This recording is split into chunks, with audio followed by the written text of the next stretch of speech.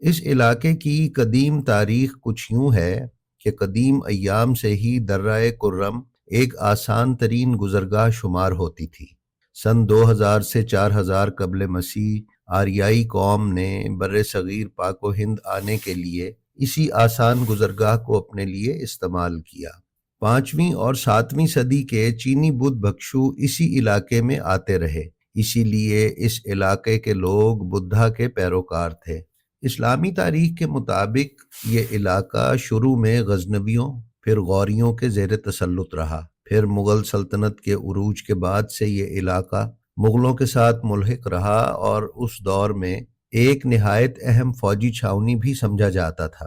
وادی کرم میں توری اور بنگش قبائل 500 سال سے زائد کے عرصے سے یہاں آباد ہیں، اسی لیے یہاں اکثریت توری اور بنگش قبائل کی ہے۔ توری عرصہ دراز سے یہاں